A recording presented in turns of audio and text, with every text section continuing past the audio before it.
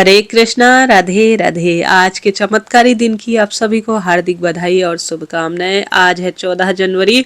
आपका दिन शुभ हो, मंगलमय हो, यही मेरी प्रार्थना है। आइए श्रवण करते हैं आज सुनी जाने वाली सभी कथाओं का रसवादन, जिसमें से आप सभी सबसे सुंदर सुनेंगे आज माघ महीने का महत्व। हम सभी नियमित रूप से इसे सुन रहे हैं। आज 11वें अध्याय में हम पहुंच गए हैं। आज चमत्कार तो देखिए प्रभु जी का। आज 11वें अध्याय में ना एकादशी तिथि है, तो शालिग्राम जो है भगवान की महिमा का वर्णन मिल रहा है। तो एकादशी पर यह सौभाग्य है कि हम शालिग्राम महिमा जो है आज माघ महीने के 11वें अध्याय में श्रवण करेंगे। तो आप बने रहिएगा, देर न करते हुए। साथ के साथ आज एकादशी माता और आज एकादशी व्रत की संपूर्ण कथाएं जो आज वर्णित है उनका श्रेष्ठ रसवादन इस वीडियो में कर लेंगे। तो आप बने रहिए। सबसे पहले आज के शुभ और अशुभ समय की बात कर लेते हैं। आज माघ महीने के कृष्ण पक्ष की एकादशी है। आप जानते होंगे एकादशी तिथि शाम तक रहेगी 5:53 तक। इसके उपरांत द्वादशी तिथि लग जाएगी। आज अनुराधा नक्षत्र है और साथ ही आज वृद्धि योग का निर्माण हो रहा है। आज राहु काल के अशुभ समय को छोड़कर पूरा दिन अपने आप में शुभ और श्रेष्ठ है। राहु काल का अशुभ समय 12:35 से 1:56 के आसपास रहने वाला है। चंद्रमा आज वृश्चिक राशि में संचार करेंगे। प्रिय श्रोता जनों, आज आप सभी जानते होंगे अनुराधा नक्षत्र और ज्येष्ठा नक्षत्र है। साथ के साथ आज मकर संक्रांति है, गंगा सागर स्नान का दिन है। आज सठतिला एकादशी है। बहुत सुंदर दिन है जी, चमत्कारी रूप में है। सूर्य उदय समय आज 7:14, सूर्यास्त का समय 5:57 के आसपास। आज बुधवार है, अभिजीत मुहूर्त नहीं रहेगा। आज आप सभी सर्वश्रेष्ठ शुभ चौघड़िया भी जरूर जान लीजिए। आज सुबह लाभ का चौघड़िया 7:14 से 8:34 के आसपास हो रहा है। आज सबसे सुंदर सूर्य भगवान राशि परिवर्तन करेंगे 3:06 के आसपास शाम के समय। उससे पहले 12 घंटे पहले पुण्य काल शुरू हो जाता है। तो दान, पुण्य, स्नान इत्यादि जो भी आप सुबह स्नान इत्यादि करें, दान इत्यादि आप निकाल कर रख दीजिएगा। 3:06 बाद शाम 5 बजे तक आप कभी भी दान पुण्य कर सकते हैं। अब आइए श्रवण करते हैं सबसे सुंदर आज जो पद्म पुराण के उत्तरखंड में वर्णित कथा है उसका सुंदर रसवादन। आरंभ करते हैं। मेरे साथ आप सभी भी बोलिए, माघ माह की जय, भगवान श्री कृष्ण की जय, राधा रानी की जय। आप कमेंट्स बॉक्स में जरूर लिखिएगा, क्योंकि शास्त्रों में वर्णित है कलियुग केवल नाम आधारा, सुमरि सुमरि नर उतरहि पारा। अर्थात भगवान का नाम सुमिरन हम करते हैं ना, तभी इस भवसागर रूपी कलियुग रूपी भवसागर से हम पार प्राप्त कर सकते हैं। तो आप सभी नाम जाप जरूर कीजिएगा जी। और कोई प्रश्न हो तो पूछिएगा। आपका अपना चैनल है, मैं इसी तरह से शुभ अशुभ मुहूर्त लाभ चौघड़िया आपको इसी समय बतलाती हूँ, माघ महत्व सुनाती हूँ। तो आप रोज सुनना चाहते हैं तो चैनल से जुड़े। आरंभ करते हैं। युधिष्ठिर जी ने पूछा, जगन्नाथ श्री कृष्ण आदिदेव जगतपते, माघ महीने के कृष्ण पक्ष में कौन सी एकादशी आती है, उसके लिए कौन सी विधि है तथा उसका क्या फल है, यह महाप्राय कृपया करके ये सब बातें हमें बताइए।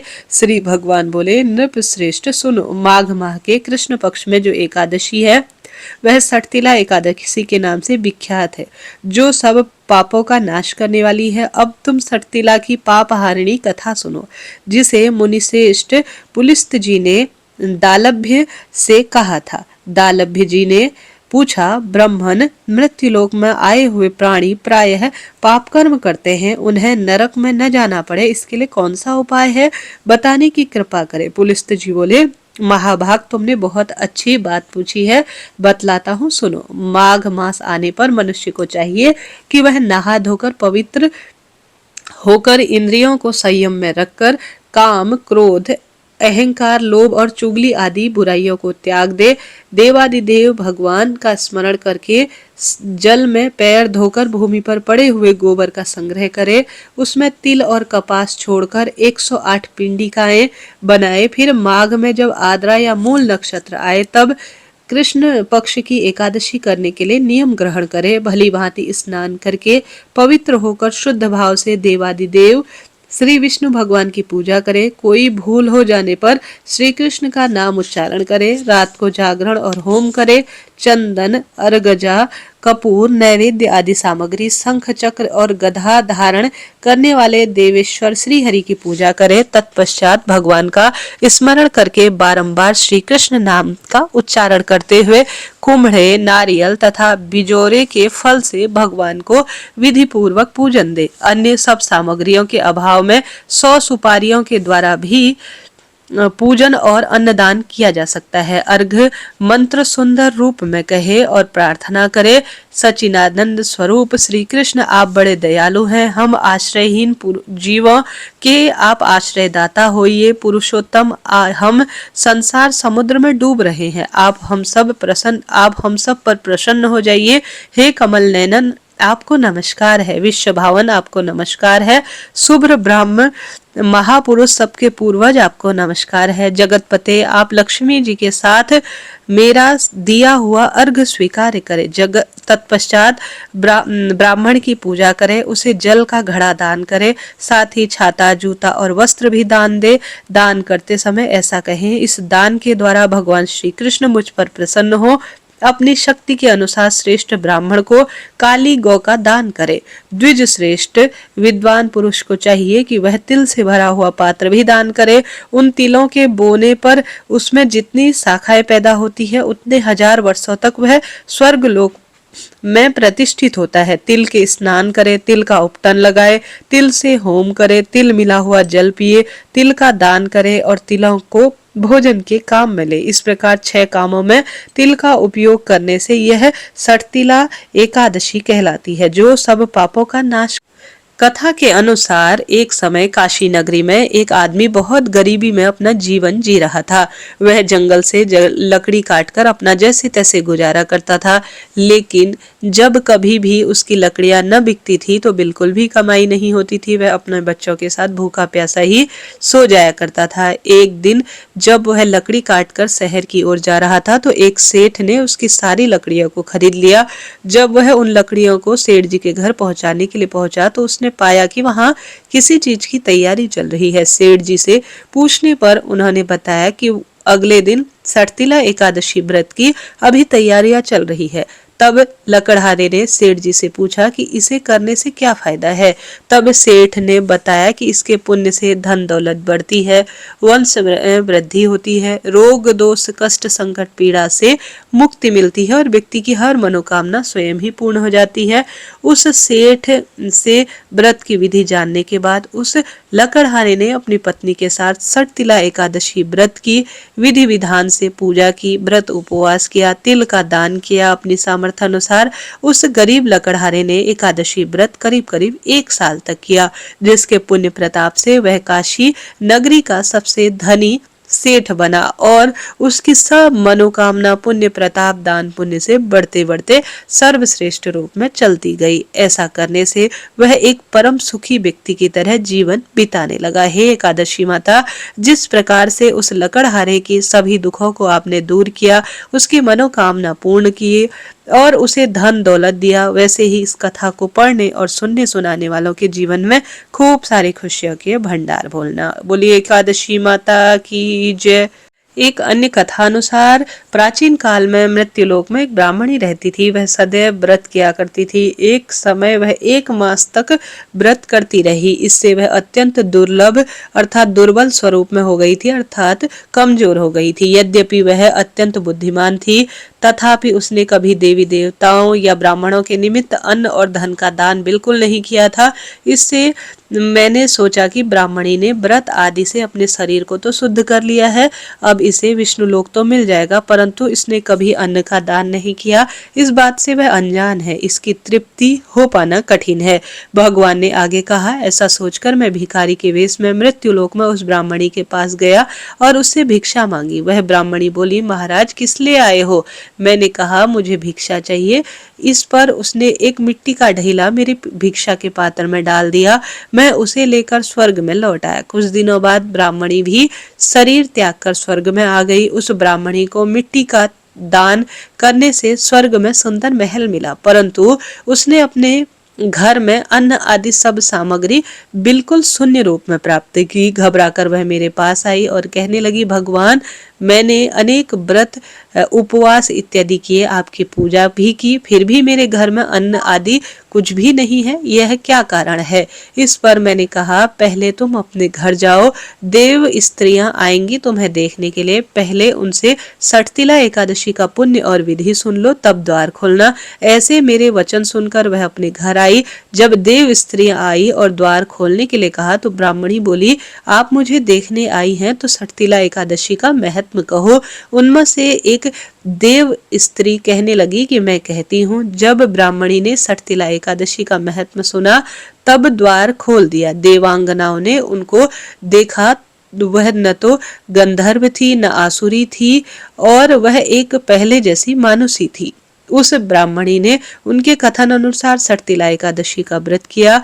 इसके प्रभाव से वह सुंदर और रूपवती हो गई तथा उसके घर में अन्न धन और समस्त सामग्री संपूर्ण रूप से विद्यमान हो गया। अतः मनुष्य को मूर्खता त्याग कर सठतिला एकादशी का व्रत और लोभ न करने वाले तिल आदि का दान करना चाहिए। इससे दुर्भाग्य, दारिद्रता तथा अनेक प्रकार के कष्ट दूर होते हैं और मोक्ष की प्राप्ति होती है। बोलिए एकादशी माता की जय, श्री नारायण भगवान की जय। प्रिय श्रोताजनों, मकर संक्रांति के शुभ अवसर पर ना हम सभी को धर्मराज जी की कथा भी सुननी चाहिए। आइए छोटी सी धर्मराज जी की कथा भी श्रवण कर लेते हैं, उसके बाद माघ महात्म्य का श्रवण करेंगे। आरंभ करते हैं। कथा अनुसार एक समय जब पृथ्वी लोक पर बब्रू वाहन नाम का एक राजा जो है राज्य किया करता था। उसके राज्य में किसी चीज की कमी नहीं थी। इसी राज्य में एक हरिदास नाम का ब्राह्मण भी निवास करता था, जिसका विवाह गुणवती से हुआ था, जो कि बहुत ही धर्मवती और पतिव्रता महिला थी। गुणवती ने अपना पूरा जीवन सभी देवी देवताओं की उपासना में लगा दिया और वह सभी प्रकार के व्रत भी करती थी और दान धर्म भी किया करती थी। इसके अलावा अतिथि सेवा में वह अपना धर्म स्वरूप जानती थी और मानती थी, खूब अतिथि सेवा करती थी। ऐसे ही ईश्वर की उपासना करते हुए वह वृद्ध हो गई। जब उसकी मृत्यु निकट आई तो धर्मराज के दूत उसे अपने साथ धर्मराजपुर ले जाने के लिए आए। यमलोक में एक सुंदर सिंहासन पर यम धर्मराज विराजमान थे और उनके पास ही चित्रगुप्त भी बैठे थे। चित्रगुप्त जब धर्मराज जी को प्राणियों का लेखा जोखा सुना रहे थे। सभी यमदूत गुणवती को लेकर पहुंचे। गुणवती यमराज को देखकर थोड़ी भयभीत हुई और मुंह नीचे कर कर खड़ी हो गई। फिर चित्रगुप्त ने गुणवती का ब्यौरा निकाला और उसके बारे में धर्मराज जी को बताया। धर्मराज ने गुणवती का पूरा ब्यौरा देखा तो वह प्रसन्न हुए, लेकिन फिर भी उनके मुख पर थोड़ी सी उदासी भी छाई थी। यह देखकर गुणवती ने पूछा, प्रभु, मैंने तो अपने पूरे जीवन काल में सारे सत्कर्म किए हैं, फिर भी आपके मुख पर उदासी सी क्यों छाई है? इसका क्या कारण है? प्रभु, मुझसे आखिर क्या गलती हो गई? धर्मराज जी ने कहा, हे देवी, तुमने सभी देवी देवताओं के व्रत किए, उपासना भी की है, लेकिन तुमने कभी मेरे नाम से कुछ भी पूजा पाठ दान पुण्य नहीं किया है। धर्मराज जी की बातें सुनते ही गुणवती क्षमा याचना करने लगी और कहने लगी, प्रभु, मुझसे भारी भूल हो गई है। इस उपवास के बारे में मुझे कुछ बताइए। कृपा करके कोई ऐसा उपाय बताएं जिससे कि मैं आपकी कृपा की पात्र बन सकूं, जिससे सभी मनुष्य आपकी कृपा के पात्र बन सके। मैं आपके मुख से आपकी भक्ति मार्ग की बात सुनना चाहती हूँ। यही मेरी कामना है कि मृत्यु लोक पर वापस जाकर मैं आपकी भक्ति करूं और सभी को इसके बारे में बताऊं। तब धर्मराज जी ने कहा, जिस दिन सूर्य देव उत्तरायण में प्रवेश करे, यानी मकर संक्रांति के दिन ही मेरी पूजा शुरू होती है और उस दिन से लेकर पूरे 1 साल तक मेरी पूजा करते हुए यह कथा सुननी चाहिए। साथ ही मेरी पूजा करने वाले व्यक्ति को धर्म के इन 10 नियमों का पालन भी करना चाहिए। पहला नियम धीरज रखना, यानी संतुष्ट रहना। दूसरा, अपने मन को वश में रखना और सभी को क्षमा करना। किसी प्रकार का दुष्कर्म नहीं करना। मानसिक और शारीरिक शुद्धि का ध्यान रखना। अपने इंद्रियों को वश में रखना। बुरे विचारों को अपने मन में न लाना। 7वां, पूजा पाठ और दान पुण्य करते रहना। 8वां, व्रत करना और व्रत की कहानी सुनाना। और साथ ही 9वां कार्य, सच बोलना और सभी से अच्छा और सच्चा व्यवहार करना। 10वां क्रोध न करना। धर्म के इन 10 सभी लक्षणों का पालन करते हुए 1 साल तक मेरी कथा नियम से सुने, दान पुण्य और परोपकार के काम करें और अगली मकर संक्रांति पर इस व्रत का उद्यापन करें। इसके बाद मेरी एक मूर्ति बनवाकर विधि विधान से प्राण प्रतिष्ठित करवाकर हवन पूजन करें। साथ ही चित्रगुप्त भगवान की भी पूजा करें और काले तिल के लड्डू का भोग लगाएं। इसके बाद ब्राह्मण भोज कराएं और बांस की टोकरी में 5 सेर अनाज के दाने करें। साथ ही किसी जरूरतमंद को गद्दा, तकिया, कंबल, 56 लोटा वह वस्त्र आदि दान करे। संभव हो तो गोदान भी करे। धर्मराज के व्रत की पूरी कथा सुनकर गुणवती ने पुनः धर्मराज से प्रार्थना की कि प्रभु मुझे फिर से मृत्युलोक में जाने की आज्ञा दीजिए, जिससे मैं यह व्रत कर सकूं, साथ ही इस व्रत का प्रचार भी कर सकूं। इस पर धर्मराज जी ने गुणवती को धरती पर फिर से जाने दिया। धरती पर वापस गुणवती ने यमराज जी द्वारा बताए गए व्रत के बारे में अपने पति को बताया। मकर संक्रांति आते ही गुणवती और उसके पति ने ये व्रत शुरू किया। इसके व्रत के प्रभाव से धर्मराज जी की कृपा हुई और उन्हें सब कुछ प्राप्त हुआ और अंत में मोक्ष की भी प्राप्ति होगी। भली बोलिए धर्मराज जी भगवान की। प्रिय श्रोताजनों, आइए माघ महीने का महत्व 11वां अध्याय आज श्रवण करते हैं। आज के अध्याय में शालिग्राम महिमा का वर्णन मिल रहा है। आइए श्रवण करते हैं।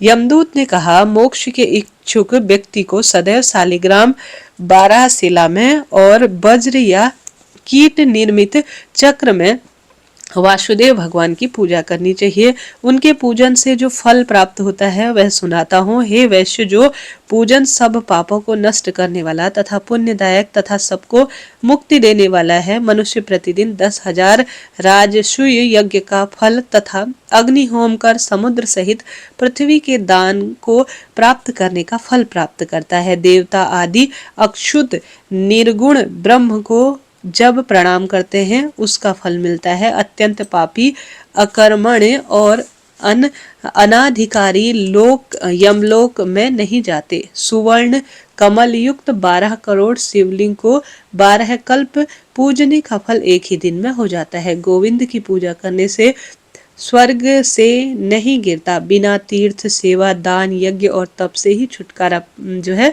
प्राप्त हो जाता है। पूजा रहित नरक, गर्भवास, तीड़क योनि, कीट, कृमि आदि योनि से मुक्त निर्मुक्त नहीं होता है। जिसने शालिग्राम शिला का जल अपने ऊपर छिड़काव कर लिया, उसके संपूर्ण तीर्थों में स्नान कर लिया। सद्य कल्याण कर देने वाली गंगा जी, गोदावरी तथा रेवा नदी तथा संपूर्ण शालिग्राम शिला के जल में रहा करते हैं। काम, क्रोध और लोभ से व्याप्त भी अधम पुरुष अनेक प्रकार के नैवेद्य, फल, फूल, दीप, चंदन, गीत और बाजे, स्रोत आदि से शालिग्राम शिला की पूजा कलयुग में भक्तिभाव से करता है। वह 1000 कोटि कल्प तक अभिमान से छूटकर भगवान हरि के पास रहकर चक्रवर्ती होता है। जहाँ शालिग्राम शिला रूप में भगवान केशव उपस्थित होते हैं, वहां पर देवता, सूर्य, यज्ञ और 14 लोक निवास करते हैं। शालिग्राम शिला के सम्मुख श्राद्ध करने से पितृ तृप्त होकर सैकड़ों कल्प तक स्वर्ग में निवास करते हैं। जो लोग नित्य शालिग्राम शिला का जल पीते हैं, उनको 1000 पंचगव्य के आचमन से सहस्त्र कोटि तीर्थ के करने से क्या प्रयोजन। यह मनुष्य माता का स्तनपान नहीं करता है। जहाँ पर शालिग्राम शिला हो वहां से 3 योजन तक तीर्थ जानना चाहिए। वहां पर संपूर्ण दान और होम के करोड़ गुना फल प्राप्त होते हैं। हे राजन, शालिग्राम से कोटि भर तक जो कीड़े मरते हैं वह बैकुंठ को प्राप्त करते हैं। शालिग्राम चक्र की खरीद बिक्री करने वाले मनुष्य प्रलय समय तक नरक में जाते हैं। हे वैश्यवर, घोर वन में जितेंद्रीय होकर तपस्या करने से जो फल मनुष्य प्राप्त करता है, वही गरुड़ध्वज वासुदेव भगवान को स्मरण करने से और उनकी शरण में जाने से प्राप्त हो जाता है। वह मनुष्य नरक में कभी नहीं जाता। पृथ्वी पर जितने तीर्थ और पुण्य स्थान है, वह संपूर्ण विष्णु भगवान का नाम मात्र लेने से प्राप्त हो जाते हैं। हे वैश्य, जो वैष्णव शिव की बुराई करते हैं, वह विष्णु लोक में न जाकर अवश्य नरक में जाता है। इस तरह से प्रिय श्रोताजनों, आज यह 11वां अध्याय दिया गया है जो मैंने आपको सुनाया। अब तुलसी माता की आइए श्रवण कर लेते हैं। आज एकादशी है और आज जो संक्रांति है वह अपने आप में अद्भुत है। तो तुलसी माता की कथा सुन लेते हैं। तुलसी माता कथा अनुसार एक बुढ़िया माई थी। नित्य नियम से तुलसी में श्रेष्ठ रूप में दीपदान करती, जल चढ़ाती और हमेशा तुलसी माता के आगे बैठकर कथाएं सुनती और प्रार्थना किया करती थी और कहती थी, हे तुलसी माता, सत की दाता, मैं तेरा बेड़ा सींचती हूँ, मुझे बहू दे, पीताम्बर की धोती दे, मीठा मीठा घास दे, बैकुंठ का वास दे, चटक की चाल दे, पटक की मौत दे, चंदन का काठ दे, रानी सा साज दे, दाल भात का भोजन दे और ग्यारस की मौत दे और रानी सा साज दे और साथ के साथ कृष्ण जी का कांधा दे। तब तुलसी माता यह सुनकर रोज सूखने लगी। भगवान ने पूछा, हे तुलसी, तुम क्यों सूखे जा रही हो? तुलसी माता कही कि प्रभु जी, ना पूछे तो उत्तम रहेगा। तब भगवान बोले, नहीं तुलसी, मैं नहीं पूछूंगा तो कौन पूछेगा? तुलसी माता ने कहा, एक बुढ़िया रोज आती है और यही बात कहती है, मैं सब बात तो उसकी पूरी कर दूं, लेकिन कृष्ण जी का कांधा कहाँ से लाऊं? तो भगवान बोले, जब वो मरेगी ना तो मैं अपने आप कांधा देने आ जाऊंगा, तो बुढ़िया माई से कह देना। बाद में बुढ़िया माई मर गई। सब लोग लेने आ गए। जब माई को ले जाने लगे तो इतनी भारी हो गई कि किसी से उठी नहीं। तब भगवान एक 12 बरस के बालक का रूप धारण कर आए। बालक ने कान में चुपचाप से कहा, जो है बुढ़िया माई वह बोले, भगवान 12 वर्ष के बालक का रूप धारण करके मैं जाता हूँ, बुढ़िया माई के कान में एक बात कहूंगा तो बुढ़िया माई शायद हल्की हो जाए। बालक ने कान में चुपचाप से कहा बुढ़िया माई के हंसते हुए, बुढ़िया माई मन की निकाल ले, पीताम्बर की धोती ले ले, मीठा मीठा घास ले ले, बैकुंठ का वास ले ले, चटक की चाल ले ले, पटक की मौत ले ले, कृष्ण जी का कांधा ले ले। यह सुनकर बुढ़िया माई खूब हल्की हो गई। भगवान ने कांधा दिया और बुढ़िया माई को मुक्ति मिल गई। हे तुलसी माता, जैसी कृपा आपने बुढ़िया माई को करी, वैसी ही सभी के जीवन में आप श्रेष्ठ रूप से कृपा बरसाना और सभी को सर्वश्रेष्ठ मन की कामना को सिद्ध करना। बोलिए तुलसी माता की जय। प्रिय श्रोताजनों, इस तरह से आज सुनी जाने वाली सभी कथाएं, जिसमें धर्मराज जी की कथा हमने सुनी, आज का पंचांग सुना, साथ ही तुलसी माता और सटतिला एकादशी की श्रेष्ठ कथा का रसादन किया। आपने सुना, आपका धन्यवाद और आभार। जरा सा भी वीडियो उचित उपयोगी रहते हैं तो राधे राधे लिखें और साथ ही आज के शुभ मुहूर्त की संपूर्ण जानकारी, जैसे दान पुण्य का क्या समय रहेगा, कौन से उपाय आज किए जा सकते हैं, कमेंट्स में वीडियो पिन है, कम्युनिटी में भी दिया गया है, दूसरे चैनल पर आप ज़रूर देखिएगा। सब्सक्राइब करें जी। राधे राधे।